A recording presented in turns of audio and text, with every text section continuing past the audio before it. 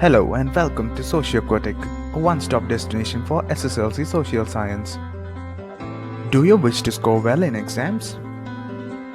Then you are at the right place.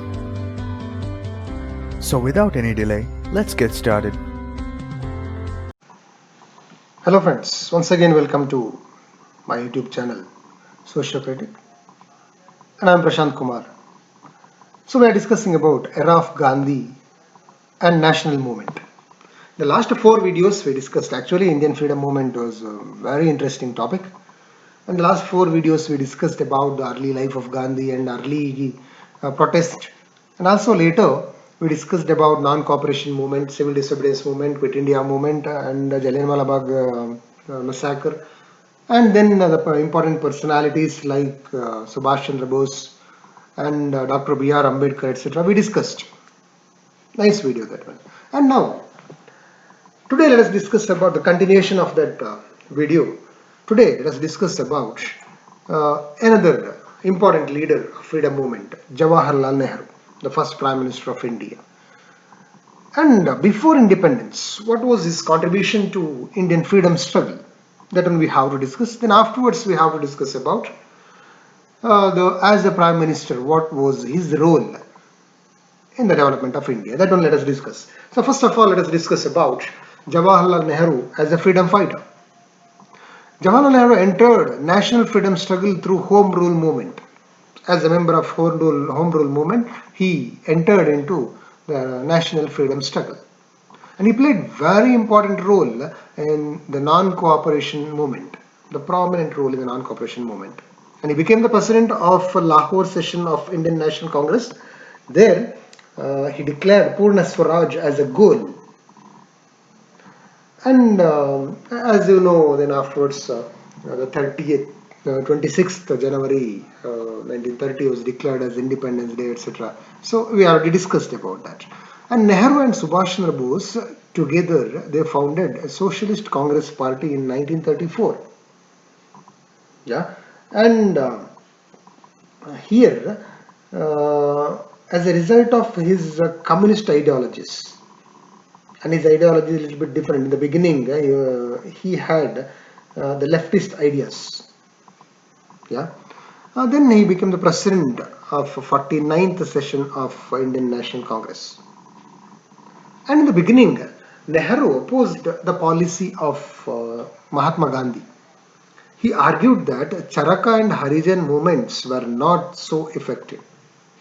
If we are so mild, definitely it is not possible to achieve anything, etc. He used to say. And in the beginning, he was supporting Socialist Party, but afterwards, in the 50th session of Indian National Congress, he declared that Congress supports complete democracy and it fights for democracy, not for socialism.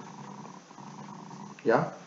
So that one there we can understand his support towards democracy, his socialistic ideas, etc. changed. Yeah. So these are the important role he played in the freedom movement. Next we have discussed about Nehru as the Prime Minister. After independence, he became the Prime Minister of India, the first Prime Minister of India. He was the architect of industrialization and modern India. And he integrated India. So India was divided into different princely states. Nearly 562 princely states were there. So integration of all these princely states into one India was done through his Home Minister Sardar Vallabhbhai Patel, Iron Man of India. And he recognized the states based on language-based states were established. And he sought to develop infrastructure and heavy industries through 5-year plans. Through 5-year plans, different industries developed. Industrial development, very important tool for the development of a country, he thought like that. And he introduced a mixed economy. And non-alignment policy he followed. Yes, and laid foundation for atomic energy under the leadership of Homi Jahangir Baba. See, for science also he gave importance. And he advocated non-alignment movement. Yeah, and he was the architect of Indian foreign policy. And with China, with the Chow and Loy. He signed Panchashila principles. So these are the main achievements of Nehru in the development of India. So okay, this is about Nehru. Next we have to discuss about another personality here, Muhammad Ali Jinnah. Muhammad Ali Jinnah, he joined Congress in 1906. Actually in 1906 this Muslim League was established. He worked as the private secretary to Dadabhai Naoroji.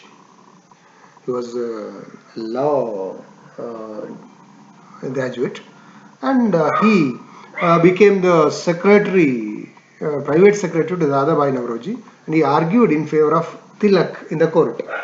Yes, and he resigned from the membership of Central Advisory Committee against Rowlatt Act. When Rowlatt Act was passed, he resigned to the post of Central Advisory Committee. And afterwards, he was successful in creating Pakistan. He is the main person responsible for the creation of Pakistan, means dividing India. He was the main person. Okay, so this is about Muhammad Ali Jinnah. Then we have to discuss about the partition of India. So in Lahore session of Muslim League, Jinnah declared that Hindus and Muslims cannot make one nation. Clearly he told, Hindus and Muslims together cannot make one India. For Muslims, separate nation we need. So like that he declared. From there they didn't support for the Indias, for the Hindus against British. The Labour Party, which came to power in England after Second World War, that sent a cabinet committee to India. That cabinet committee recommended for federal court of government and suggested to form an interim government and constituent assembly to prepare the constitution. And it is a clear sign of giving independence to India.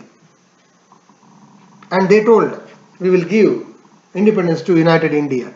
But immediately Muslim League opposed that, and that Muslim League under the leadership of Muhammad Ali Jinnah called for direct action day on 16th August 1946 to give separate nation for Muslims.